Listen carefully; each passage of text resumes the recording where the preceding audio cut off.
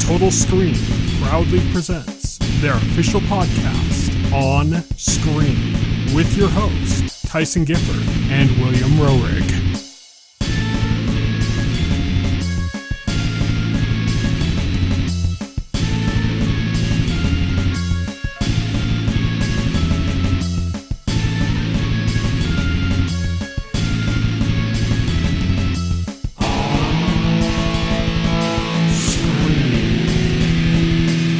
Hello, everybody, and welcome to On Screen, the official podcast of the Total Screen. My name is Tyson. My name is Will. And today we are going to be talking about the Fantastic Four First Steps. We've also got an On the Horizon segment where we're going to talk about what's coming up in the next week or so. And we've got our On Beat segment where we're going to cover some news stories and trailers. Let's get started first with our On the Horizon segment.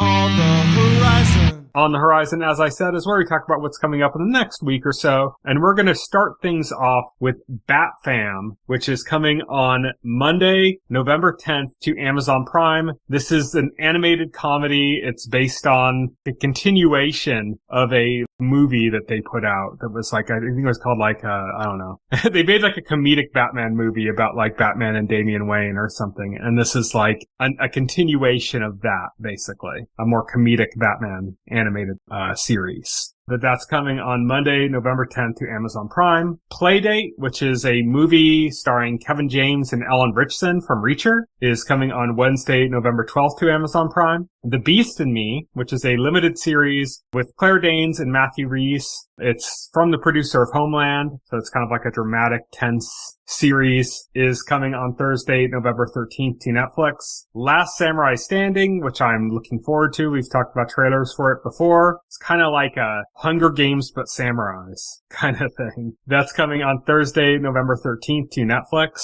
In Your Dreams, which is an animated movie featuring the voices of Simu Liu and Kristen Milioti from Penguin, as well as Craig Robinson, is coming on Friday, November 14th to Netflix. Lego Marvel Avengers Strange Tales, an animated special, is coming to Disney Plus on Friday, November 14th. Call of Duty Black Ops 7 is coming on Friday, November 14th to PC, PS4, PS5, Xbox One, and Xbox Series X. The Running Man is coming to theaters on Friday, November 14th. This is the Edgar Wright retelling of the Stephen King adaptation that was previously done as a movie with Arnold Schwarzenegger in the 80s. Now You See Me, Now You Don't, which is, I believe, the third movie in this kind of it's like Ocean's 11, but all the characters are magicians. That's coming on Friday, November 14th to theaters as well. That is it for our On the Horizon segment, and now we're going to move on to On Beat.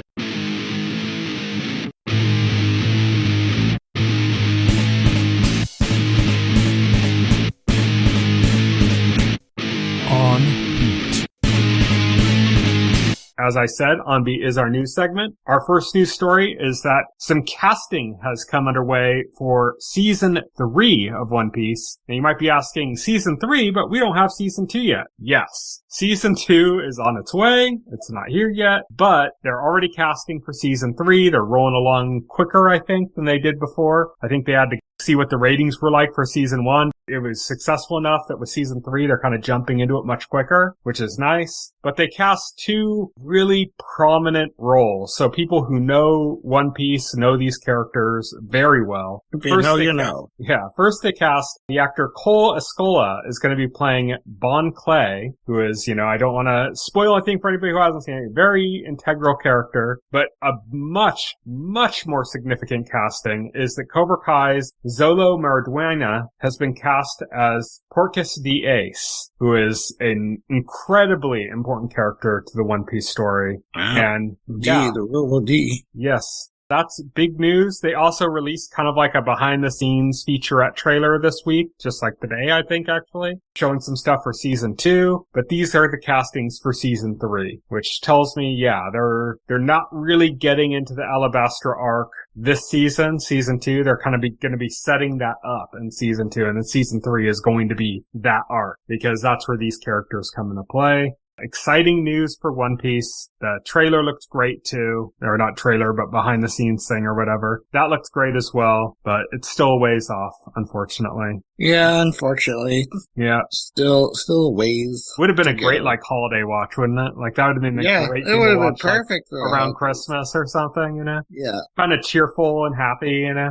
Our next news story is that Kevin McKidd, Siobhan Cullen, Jung Jong Seo, and Nazim Lies have been cast in the Highlander reboot from the creator of John Wick that stars Henry Cavill as Connor McLeod, the iconic character. The only actor from this bunch that was just cast that I know, besides like previous castings, I know who Henry Cavill is and Batista and, you know, Karen Gillan. I know who all of them are. But the only one of this new batch that I know is Kevin McKidd. He was in Rome, which is like a really cool series on HBO. But yeah, he's the only one I'm aware of. But the reason why this casting, normally we wouldn't cover like casting story like this unless it was like really significant, like Henry Cavill being cast when that first happened. But what's interesting here is that Jong Seo is going to be playing a Watcher. Now, if you're into Highlander at all, if you've gone through not just the movies, but like the TV series, you know, the whole Watcher organization is something that sprang up in the TV series. It was not in any of the movies before that. I think it's in the movies after that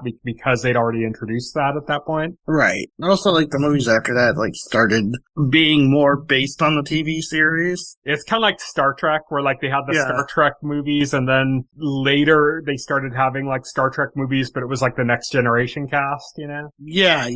It's kind of like that. Yeah, the later Highlander movies feature Duncan MacLeod, a different character, and all that kind of stuff. Duncan MacLeod was the main protagonist of the television series. Yeah, whereas Connor was the protagonist of the movies. Henry Cavill is playing Connor, not Duncan in this. Yeah. So he's not playing a different MacLeod either. They're like, this is a remake. No, this is a remake, but it's interesting they are incorporating other elements that weren't in the original film. Yeah, it's just really cool because one of the most exciting things when we heard who was making this remake was, I mean, right off the bat, I mean, you knew that the action was going to be really good. You know, you got the John Wick director involved. You're like, okay, so the action's going to be really cool. But the bigger thing for me in seeing that it was the John Wick director involved is that John Wick has this like really cool kind of mysterious lore going on in the background with like the Continental and the gold coins and all this. There's so much like development, like world development going on in that franchise. And that immediately made me go like, okay, this would be really cool for Highlander. And it made me really excited for it. And then now that they've announced that there's characters playing Watchers in this, it's like, okay, yeah, they are going for like lore in this. They are going into more interesting places than just like some sword fights and lightning strikes. They're actually going into some interesting places. So I'm really excited for this. As a huge Highlander fan, as somebody with a Highlander sword in my closet right now,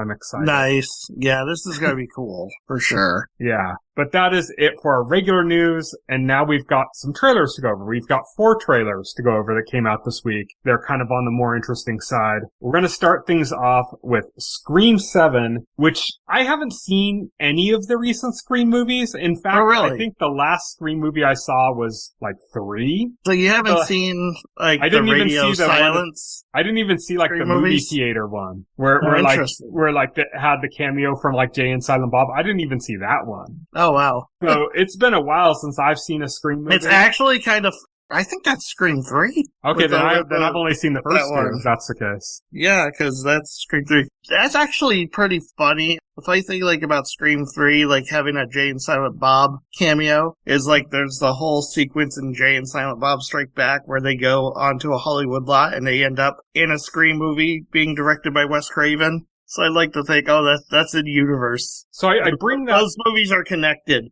I bring all that up because I'm just completely unaware of what's happening in the Scream franchise after, like, the second movie. Like, way back in, like, the 90s or 2000s, I guess? It was still the 90s, because I remember because they cast Sarah Michelle Gellar, and she was, like, still, like, the hot new young actress at the time because of Buffy the Vampire Slayer. So, like, that was definitely the 90s. Yeah. It was a ways back. So I'm like really unaware of what's happening, but watching this trailer, I was kind of struck like this feels very different from like the trailers for the last 2 Scream movies. Also, I keep forgetting Timothy Olyphant was one of the killers in Scream 2. That's true, yeah. That was him in his younger years. Yeah, him in his younger years, yeah. So you're basically disconnected from what's been going on in the franchise. Yeah, but this feels like I've seen trailers for like Scream 5 and Scream 6 and stuff, and this feels like really different from those. Like This, yes. Like structurally, thematically, like everything feels very different than those movies, and especially like where it seemed to be going with Scream 6. Like I said, I haven't watched it, so I don't really know exactly where it goes, but it seemed like it was heading in a very different direction than where Scream 7 is now. Yes. Scream 6, I mean, they were going to, the original plan was, Scream 5, 6, and 7 were going to be a trilogy centered around, Melissa Barrera. And Jenna Ortega, right? And Jenna Ortega, yeah, those characters who are sisters in Screams 5 and 6. They're sisters, they're the main protagonists, and they got their friend group. Unfortunately, Melissa Barrera was, because of comments she made on social media, which I think, she was unfairly, singled out and let go by the production, that was a bad decision by the production company. Spyglass Entertainment is the production company on Scream 7. And not too long after that, Jenna Ortega dropped out. Jenna Ortega at the time said it was like other commitments were keeping her, presumably filming Wednesday. At the time it was reported Jenna Ortega dropped out, then Radio Silence dropped their involvement, or the director dropped his involvement. I don't know if Radio Silence was, I don't know if Radio Silence was originally involved in Scream 7. I kind of have to imagine they were, because they were involved in 5 and 6. Yes. And they had come off of, when they did 5, they had just come off of Ready or Not, and had just kind of blown up there, and I think that was the plan, was for them to do that. I think, what's her name? Melissa Barrera? Oh, yeah, Melissa Barrera, yeah. I think everything that happened around her just completely fucked what Scream 7 was going to be. Yeah. And, and they just kind of went back to the drawing board. They also, famously for Scream 6, that was the only one that Neve Campbell wasn't in. Yes. And Neve Campbell's back, and so this almost feels like a weird diversion. Neve Campbell said, because Neve Campbell was in Scream 5, she was in the first Radio Silence, the first part of, this trilogy. Neve Campbell said she did not return for Scream 6 because they did not offer her enough money to return. They said their offer was not adequate. And so she dropped out of that, but she, very obviously from this trailer, she is back in Scream 7. So apparently they did make her a bigger offer this time. Pretty sure that offer came in after it was clear Melissa Barrera and Jenna Ortega were not coming back. Yeah, so because that's also interesting. I think Scream 5, which was the first one with Jenna Ortega, came out before Wednesday season 1.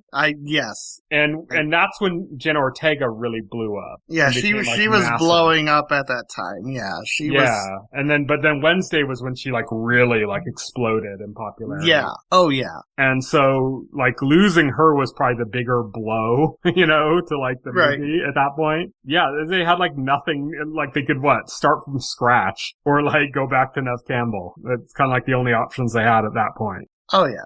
So yeah, Radio Silence exited Scream 7 in August 2023, citing scheduling conflicts with their film Abigail. And Christopher Landon was hired in their place. So apparently Radio Silence dropped out because of Abigail, supposedly. And then I believe Christopher Landon also dropped out. Yes, he did.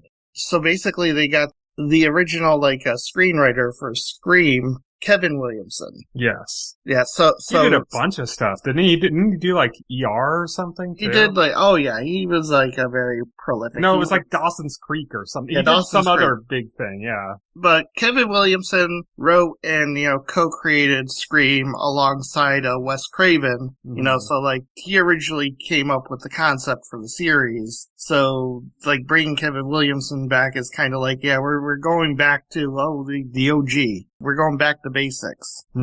So the difference is, though, this time he's also directing. He also co-wrote the screenplay, but he's directing, which he hasn't directed a Scream film before. Has he directed anything? Is this his directorial debut? Yeah, I don't know, to be honest.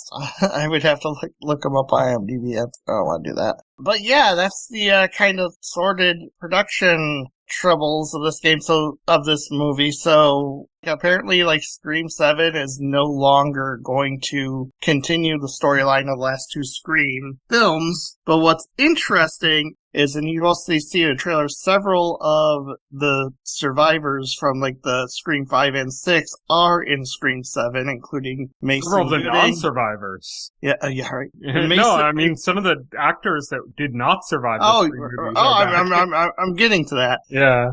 So, like, Mason Gooding as Chad Meeks Martin, he's going to be in it. Is it like Matthew Lillard back in it or something? And, okay, yeah, we're getting to that.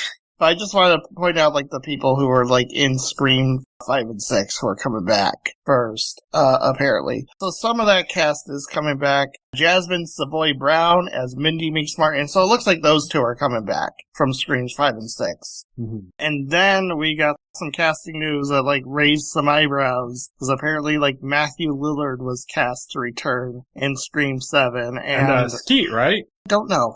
Skeet Ulrich? Yeah. He was the other main killer in the first. See, here's I don't know if he's back. Let me see here. Don't see him in this casting, but then again, Oh, maybe not. Yeah, I'm not seeing him. So I'm not, but, like, you didn't see the movie, so there's a whole thing in Scream 5 and 6 where his character, Skeet Ulrich's character, was actually Melissa Barrera's character's father. And he was actually in Scream 5 and 6 as a vision or a voice in her head telling her that she needs to be a killer. Mm-hmm. That was a whole thing. And so, like, for him to come back in this without Melissa Barrera would be kind of weird after they did that the last two movies. Because it'd be like, okay, they kind of, like, tied his pseudo return to, like, that character and she's gone. So, like, that would be kind of strange at this point. I'm seeing that Matthew Lillard and Scott Foley from Scream 3. Yes, Scream 3. But wait, yeah, Scott Foley, who played Roman Bridger in Scream 3. And again,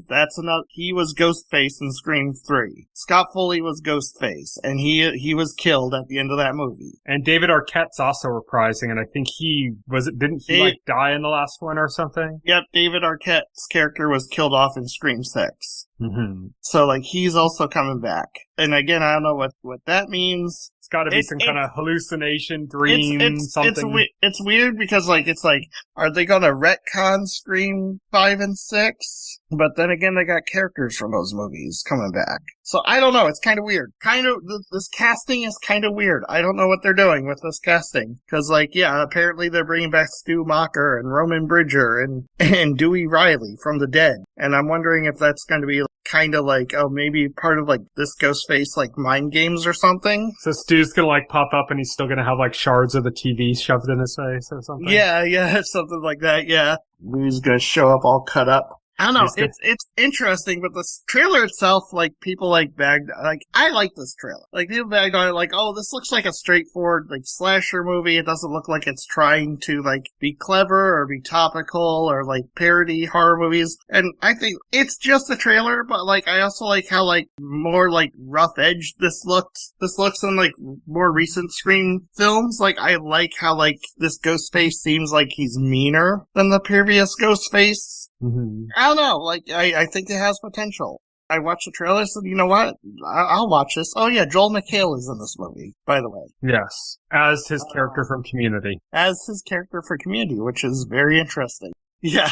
Apparently Sydney goes to Greendale and falls in love with Joel McHale's character from Community. Next up, we got a trailer for Stranger Things 5. This is going to be released in 3 parts, one on Thanksgiving, one on Christmas, and then the last part is just like the final episode, and that's going to be released on New Year's. We'd had like a kind of trailer thing for it before, but it was very like vibes based. It wasn't really showing all that much. Like this trailer, we get like clear shots of like Vecna, we get more, and we get kind of ideas of what he's like going to be doing and stuff. So we got kind of a bigger idea of what's going on. It's also kind of a spectacle trailer in the sense that there's like a lot of like big epic scenes and stuff that they really focused on. Epic. They're really trying to play up the epic conclusion. Yeah, the epic conclusion. Yeah. They're playing this up, and there was like some story, but not a lot. We know like Vecna is up to things, and like they're all hanging out like just waiting for the next shoe to drop, and it shows the kids like they're going to take action against Vecna. It's all very dramatic and operatic, and it's like, oh, okay, yeah, this gets you hyped to watch the last season of Stranger Things. Lots of red neon effects. It's a very Stranger Thingsy trailer. Yeah, I mean, obviously I'm gonna watch it. But this hasn't, really changed my opinion on anything. Yeah, it doesn't really sell, because I think a lot of the stuff that works best in Stranger Things is more about the kind of character moments and stuff, and you don't really get, any of that going on here. Yeah, it's they're all, kind of, heightened. busy as, trying to sell it as, oh, this is the most epic thing ever. Yeah. I'm curious how that's gonna be, because the way season 4 ended off made it feel like there's, a sense of urgency that there wasn't before in, previous seasons. So I wonder if we're going to be missing some of those kind of more ordinary character kind of moments, because it really wouldn't make sense for them to have it based on the way things ended off in season 4. But they could still make it work in the way they did, say, towards the end of season 4, when they broke into the pizza place and were using that to the, you know what I mean? They found ways to have these little moments even when there was a sense of urgency. And I kind of think that that's what they're going to have to do this season, just because from the very beginning, it seems like there's going to be a sense of urgency instead of building to a sense of urgency. Yeah, exactly. You're not going to start off with the kids trick-or-treating on Halloween or something, No, yeah, it's very clear that when we go into season 5, things are not normal. Things are thrown so out of whack that everybody's normal lives are not continuing the way they were. Everybody's just thrown into dealing with a continuing abnormal situation. Yeah, and that's what's making it I'm interested in where they're going with it, because structurally that's very different from every other season of Stranger Things. Yeah, Stranger Things structure is everything's normal, weird stuff happens, monsters upside down. It gets solved pretty much by the end of the season. Next season, you start the same, everything's normal. More weird shit happens. Yeah, now usually it starts with them doing kind of something, I think. Yeah. Was it season 3 or season 4, for example, started with them they're in high school now and they're playing D&D and, over in California, Will and 11 are doing this. And then season 2 was they're dressed up as Ghostbusters and they're trick-or-treating, you know what I mean? It kind of starts off in this very, I can't imagine any of that happening. I can't imagine they're going to start off with them playing D&D and then their parents going, you need to go home and go to bed, or, No, yeah, exactly. That's not going to happen. It's not going to have them trick-or-treating. There's real shits happened that everybody's aware of now, or that was kind of the differentiator with Stranger Things, is that these kids had to kind of return to normalcy because nobody else knew anything crazy was going on. Yeah. And now it's everybody whole, knows something crazy is going on. The whole town knows something's crazy. Yeah, exactly. So that illusion of normalcy is gone. So it makes me wonder how this is structurally going to work. Yeah. Final season. That's going to be interesting. Yeah. And there was no clue of any of that kind of quiet character moments in this trailer. There was no aspect of that in it. So if there is something like that, we haven't seen it yet. Next up, we got another trailer for Spartacus House of Asher. This is kind of a more full-feature trailer than previous ones we've had. We've had other ones that kind of outline the story. Didn't really show much in the way of action or intrigue. It was just kind of oh, Asher, and there's scheming going on and blah, blah. It's kind of okay, you got kind of a plot outline, and that was about it in the previous trailer. This, you kind of got the vibes of oh, this is Spartacus still. Yeah, oh yeah. It's oh yeah, this is very much Spartacus. If you were worried that Spartacus has changed after all these years, or they would deliver something toned down in gratuitousness, this trailer totally proved that wrong. This is gonna be still Steven S. tonight. Yeah, this is gonna be every bit as violent, gory, bloody, sweary, and pornographic as the original. Yeah, and I have 2 words to say about that. Hell yeah. Jupiter's cock. Yeah, yes. It's just a shame that he will not be in this, but yes. But that is Spartacus House of Asher. They released like kind of two versions of the trailers, a red band and a green band. The only difference is that like the green band trailer like cuts right before, like when there'd be a shot of like a hammer about to hit a face, like it cuts before the hammer hits the face. Whereas the red band trailer's like cuts after. You get to see the blood spray and stuff. You get to see a leg kind of snapped in half and sticking out with blood shooting out of it. It's like, whereas that stuff was like cut right before that part would happen in the green band trailer. So yeah, all that gratuitous violence and sexuality is back in play. We already kind of didn't really learn anything new story-wise from what we'd seen in the previous trailer. It just kind of like, it's getting the vibes back. It's like, okay, yeah, this is feeling more like Spartacus again in this trailer. Right. Oh yeah, definitely. And then last, we got a trailer for the new Osgood Perkins movie, Keeper. He's kind of on a roll as a director. He just kind of popped up onto everybody's radars fairly recently, mostly with like Long Legs. That was the one that really kind of put him on the map. And he's just been putting out like a movie a year. Since then, this year we're getting Keeper. I'd seen previous trailers for this, or a previous trailer, and it was kind of divided into two parts, and it was this very kind of like structural, like idea trailer. It was interesting conceptually as a trailer, but it really didn't convey anything that this trailer conveyed. Like, it just kind of seemed more like this, like, relationship drama with kind of horror vibes in the background. And then this trailer drops, and I'm expecting like, oh, okay, it's gonna continue on from that. And instead, it's this like, just batshit insane, like, crazy-ass horror, all horror trailer that completely focuses on the one character over all else. Yeah, what did you think of this trailer? I thought, man, this looks totally gonzo and bonkers. It's also kind of an accolades trailer. Yeah, it is. It's interesting, and it's got interesting people giving accolades. It's mostly filmmakers. It's not like critics. Oh, yeah. No, I saw. But then it's got like Hideo Kojima. Yeah, but they're mostly like accolades for the director, and a lot of them are accolades for the director and like not necessarily the film itself. Mm-hmm. So it's like, yeah, Hideo Kojima, who is like, if people don't know, people should know. He's a massive cinephile. Yeah. So yeah. Yeah, Guillermo del Toro, like people who like genuinely like live like and breathe horror. Yeah, like it's not just accolades from like stuffy film critics, but like people who are genuinely passionate about film. This is like when Stephen King said The Evil Dead was like the most ferociously original horror film he'd seen or something, you know? Right, yeah. This is like that kind of accolade versus like 2 thumbs up or, you know. Yeah. A roller coaster, you know? These are like very roller coaster. Kind of more insightful into the craft quotes. Right. So I thought that was kind of interesting aspect of it as well. A zany romp. I wish I saw that accolade over this trailer. Yeah. A zany romp. Yeah, it's got Tatiana Maslany is the star of this. From your favorite Marvel project.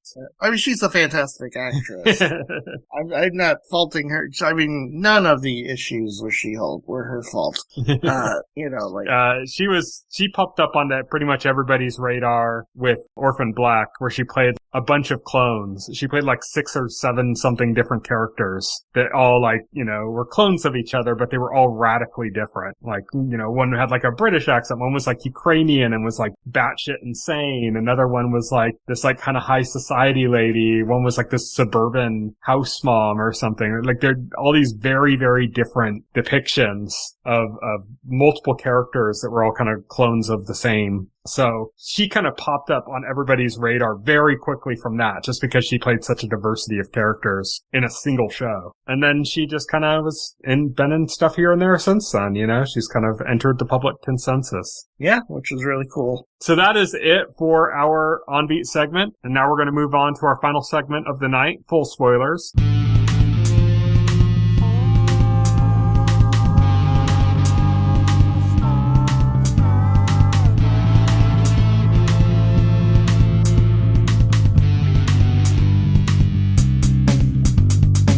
This week on Full Spoilers, we are going to be talking about Fantastic Four First Steps. So what's interesting for me here, and I kind of touched with you on this earlier before we started the podcast, is that I think I liked this more when I first saw it in theaters. And I think over time, like, perspective has kind of come in. And it's not so much that this movie has diminished, in my opinion, but I think the other movies that I was directly comparing it to at the time have, like, increased in value in my mind with, like, hindsight. right? Those being Superman and Thunderbolts, which both came out close to, like, within like a month or couple months of each other. This is still significantly better than Brave New World. But that doesn't take much. But I still really like the movie. It's just, I think I like Superman a lot more than I initially felt I did. And same thing with Thunderbolts. Oh, yeah. Like, I definitely, Thunderbolts and Superman are definitely better than this movie in my estimation. I'm not trying to take anything about this movie, but, like, the plot itself was pretty thin and predictable. So, like, that's kind of numbers. Yeah, it brings it down. It's a fun movie though. Like, I love the retro 60s aesthetic they got going for it. The performances are great. Obviously, they stacked the cast with a bunch of, like, fantastic actors. What did you think of Pedro Pascal's Reed Richards? That's like an interesting point of diversion for some people. I liked the way he played it. It was very interesting the way he played it. They didn't go too hard into the nerdy scientist angle, which I thought was, like, good, because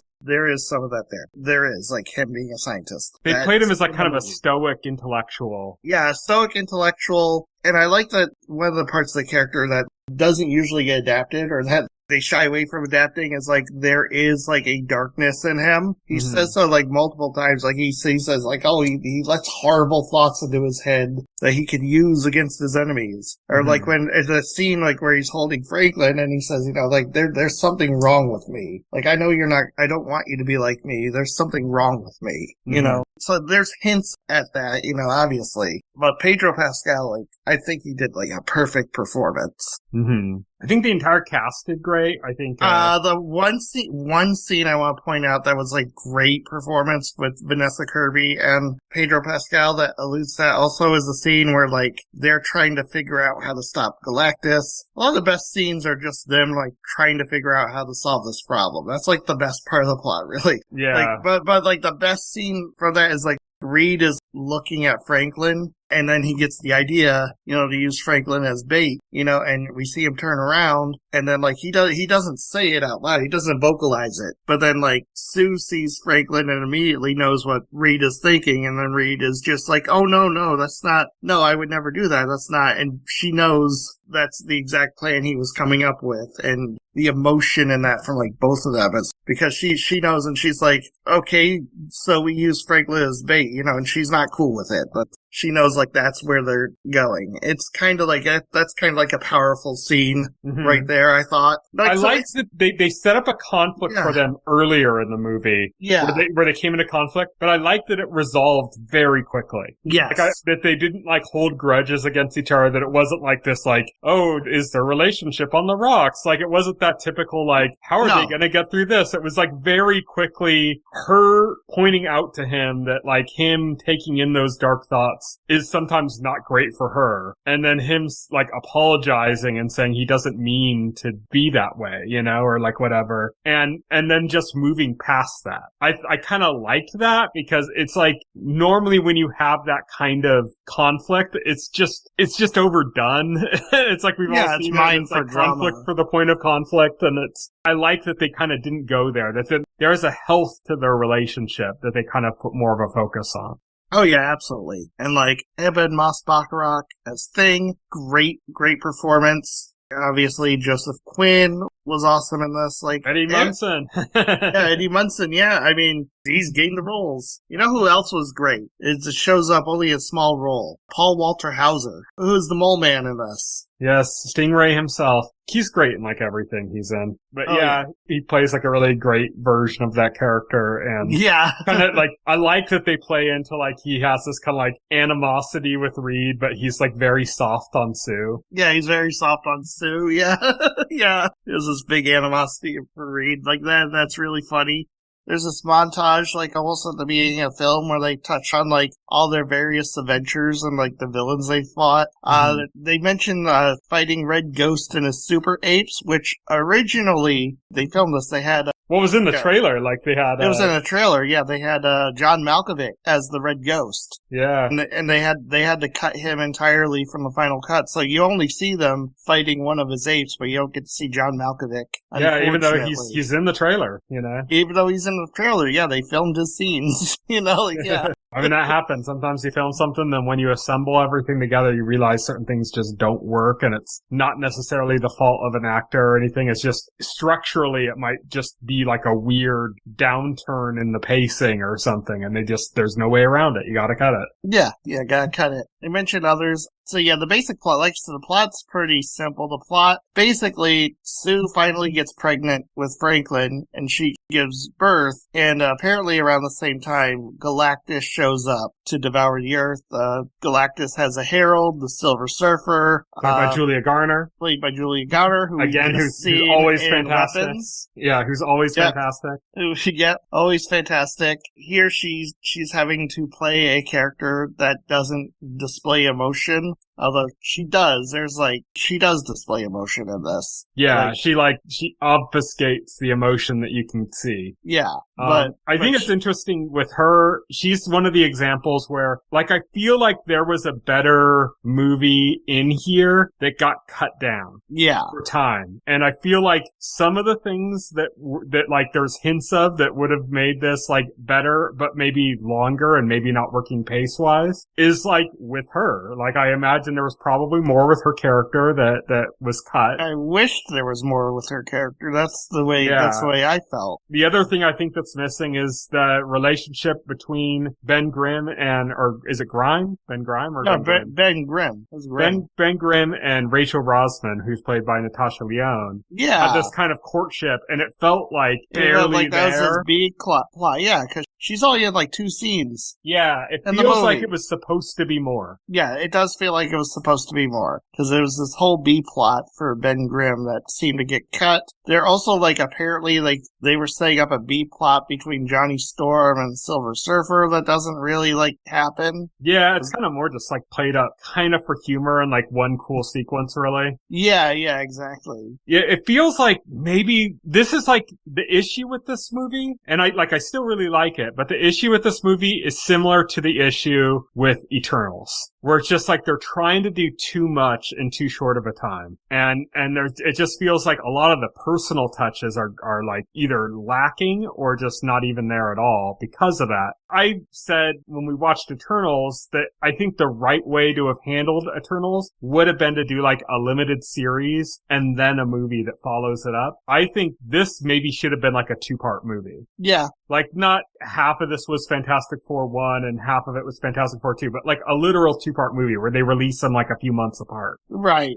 Yeah, just story needed. It just needed more runtime for all the elements more to go in. More room to breathe, yeah. Yeah, more room to breathe. Because they're throwing so many concepts at you. They open with a very brief summary of their origin to try and get that out of the way, and then they're trying to show they're celebrities. They're trying to establish this Earth specifically. And then, they go through, like I said, they go through this montage of, their superhero career that's been going for, 4 years. So they have references and nods to, various past villains, including Mole Man and the Red Ghost. There's lots of little time jumps in this movie. Yeah, there's lots of time jumps. So, we're racing through this, and then we get to Galactus. And much of the movie is... And this is the stuff I like about the movie, though, is much of the movie is them just trying to figure out how to deal with this world-ending threat, because there's no obvious way to deal with it. Yeah, it's not just punch it. It's not just typical action. It's they're trying to science their way out of the problem. Yeah, they're trying to science their way out of the problem, and I like how it's presented as,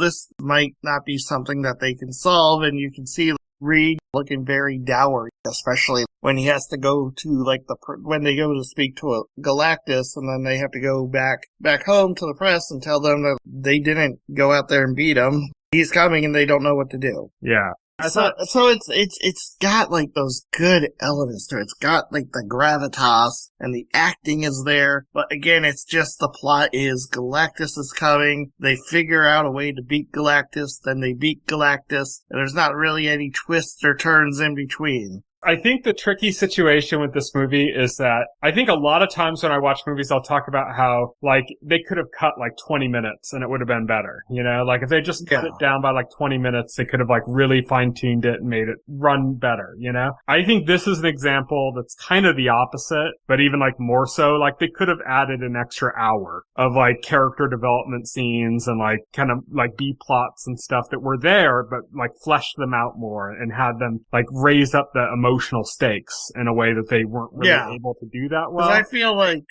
but I think if they did that, that would have just destroyed the pacing. Yeah, it would have destroyed the pacing for sure. So yeah, it kind of stuck between a rock and a hard place. What we ended up getting, I think, is still good. I mean, this is still significantly better than a lot of, like, Phase 4 shit, you know? No, yeah, this is significantly better than past Fantastic Four films. Yeah, and notably better than Brave New World. Yeah. I mean, this was still a joy to watch, I think. Yeah, this is still a fun movie if you want to sit down for 2 hours. Sure, it's got a predictable plot, but it's got great acting, it's got great set pieces. The visuals are amazing, like the retrofuturism of the world. Retrofuturism of the world is like really like wonderful. Yeah, it's got a lot going for it. Like, I would give this movie a B plus, even. I think, like, it's worth a watch. It's only 2 hours. It's not my favorite superhero film of the year. It's not my favorite Marvel film of the year. That's Thunderbolts. Yeah. But it's definitely, like, it's good. Yeah. I like certain aspects of it. Like, I like the way that society is they play this kind of thing where, like, the Avengers are constantly being criticized, you know, like, oh, couldn't you have done better and blah, blah, and stuff. And then you get in this movie, they're like celebrities, they're heroes, like they're kind of universally looked at in a very positive light. And there's like one moment where that turns on it, but it's like very quickly recovered from. I would also like to say that, like, this movie is helped by being set in its own universe where, like, we don't have to worry about what happened in other Marvel movies. We don't have to worry about questions like, well, where are the Avengers, like, in this? Yeah, there's a lot of, like, tonal strength to that, too, in the sense that they can really kind of lean into the idea of this kind of, like, 1950s optimism kind of thing that wouldn't make sense in the MCU. Yeah, exactly. So yeah, let's talk about what else happens. Let's talk about the first post-credits scene. Oh yeah, the first post-credits scene. So, in order to talk about this, though, we have to talk about Franklin, the son that they have, because one of the central things the plot pivots around is Galactus not only wants to devour Earth, but he also wants Franklin because Franklin, Reed and Sue's son, is imbued with the power cosmic, which is the same thing that fuels Galactus.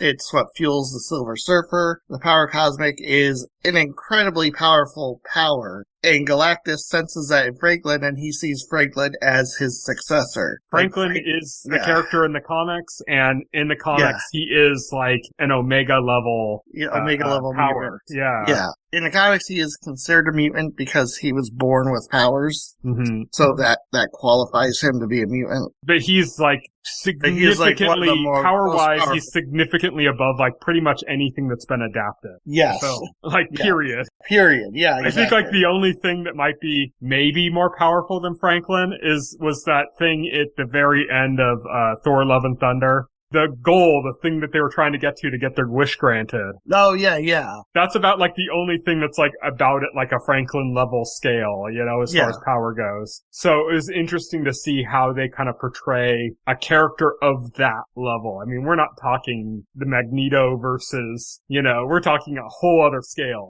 Oh, yeah. Although we don't really see it in this movie because, like, he's just... Well, I mean, he does do one significant thing. We're going to get to that. Oh, don't jump the line. We're going to get to that. So, you don't really see that in this movie because he's just a baby, but, like, the whole thing is, like, Galactus senses it, and he's like, that's my successor. He's going to relieve me of this curse of being this cosmic being that has to eat planets, and he's going to be the new cosmic being that has to eat planets. Mm-hmm. And so I have to have this child. And obviously, Reed and Sue are going to give him up. That's the whole thing. And then, yes, at the end, they do this whole thing where basically Sue pushes herself to death, literally to death, using her powers to push Galactus to, like, this portal that they had set up their idea to defeat Galactus was to set up this portal that could teleport him to the other end of the universe. And she basically kills herself, pushing him into position and getting him into that portal at the end. And as they're grieving, Reed sets Franklin on Sue's body, and suddenly there's a faint glow between Franklin's hands, and Sue comes back to life. And so we know, like, oh, Franklin used his powers to resurrect Sue. Yeah. And so that's your confirmation that this child is special. And so the end credits scene is set, I think, 4 years later, they said. Mm-hmm. So Franklin's about 4 years old now, and Sue is reading to him, being a mommy. She goes to get his favorite book, and when she comes back, there is somebody with Franklin. And it's a very recognizable somebody. With a green cape and a metal mask. And a metal mask, yeah. We don't see his face or anything. We just see him from back for like... The way it's like, shot, it's very clear that it's not RDJ. It's like just some random person they have on set. Oh, yeah, it's somebody on set. They did not... It's a body double, you know? They did not hire RDJ to come in and do like 2 seconds. One thing I do know, I haven't read this in the comics because I haven't read much of Fantastic Four, but I've heard through it, is that it seems like they're kind of compressing two Richards children into one here, because Franklin's like this all-powerful one that we talked about, like super, super powerful being. But in the comics, I guess he has a sister. And what they're playing out in this post-credits scene, Doom having some fascination with him, that's more attributed to his sister in the comics, I guess. Where like Doom has this like relationship with Franklin's sister, where he almost like sees her as like his own daughter or something. Yeah, because like the whole thing, that's Valeria Richards, who was born after Franklin. And her whole thing and her relationship with Doom is that she was on the brink of death as an infant, and Doom used his combination of science and sorcery to save her life. And since then, Doom has been sort of like her godfather. Mm-hmm. And he's like very protective of her. Yeah, she is not somebody you want to pressure into prom sex. Right, yeah, exactly. No, yeah. Yeah. So it's interesting. I don't know if they're going that direction with Franklin here, but it is like, it's a tease, right? Yeah. It's a tease for obviously Doomsday. So there was another post-credit scene just to end one. It was just the animated thing, but I don't think it was the original animated Fantastic Four. I think it was done in that style, but they were supposed to look more like the cast in this one. This was definitely original animation. This was a pastiche of like 60s animated series. Obviously took some inspiration from the actual 60s Fantastic Four cartoon. It wasn't like exactly that. And it's interesting because like the cartoon exists in this world in the movie. Like it's a joke that's even in the trailer where people are constantly trying to get, Ben to say it's clobbering time, and he doesn't want to say like his famous, that's from the cartoon. I don't even say that. Yeah, because like apparently in this movie's universe, his famous catchphrase was invented by the writers of that cartoon and not Ben Grimm himself. Yeah. But there is a fun scene at the end of the movie where Johnny Storm is flying with Ben and he's saying, "Say it," and Ben's, "I don't want to." He say it. It's clobbering time.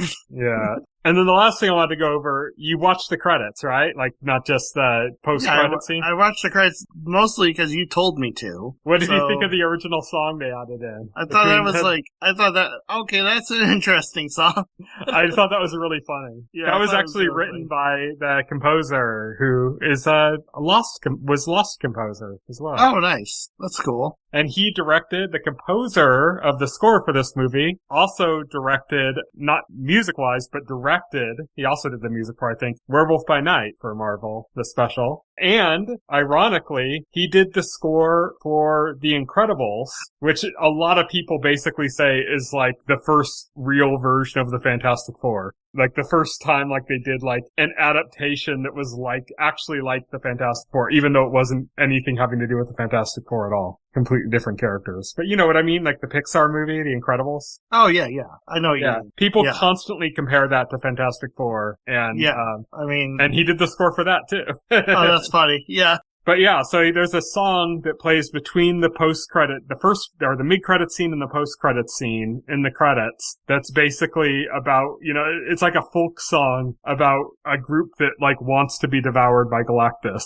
I thought that was really funny. I wanted to make sure you saw that because I was cracking up watching that in the theater, paying attention to the lyrics about being devoured or whatever. But yeah, anything else to say about Fantastic Four? No. All right, so that is Fantastic Four. Before we leave for the week, there is one bit of sad news. A famous cinematographer by the name of Adam Greenberg passed away this week. You would probably most know him as the cinematographer for the James Cameron Terminator movies, so Terminator 1 and Terminator 2. He was the cinematographer for those, had like this very distinct visual style and identity that kind of carried through those. He also was the cinematographer for La Bamba and Ghost, among other movies. But yeah, he's just another figure that's lesser known because he's a cinematographer, not a director, not a, famous actor or something, but somebody who had like a major contribution to like the look of a certain era of films. So just gonna say RIP to Adam Greenberg, the cinematographer. Yeah, damn. And then all that's left to say is that next week we are going to be talking about Guillermo del Toro's Frankenstein, which is going to be available on Netflix 2 days from when we're recording this. So by the time you listen to this podcast, it'll already be up on Netflix. So if you want to watch along with us, then tune in, watch it on Netflix, and join us next week as we discuss the movie. So that's next week. Until then, thank you everybody for listening. You can follow me on Twitter and Blue Sky. I'm at Tyson Gifford. You can follow Will on both of those platforms. He is at Voxel Hero. You can check out our website, thetotalscreen.com. If you go to our website and scroll down to the bottom paragraph of any of our container stories, you'll find all the relevant links to our social accounts, our RSS feed, our SoundCloud page, all that stuff's there. You can also find a link to our YouTube page where you can find the entire backlog of this podcast as well as additional content. You can also subscribe to this podcast through your favorite podcast client of choice like Apple Podcasts or Pocket Casts by just looking up OnScreen. So do that as well if you want to. Until next week, thank you everybody for listening. Night. Night. Thank you for listening to the OnScreen podcast, the official podcast of The Total Screen. Visit our website at thetotalscreen.com.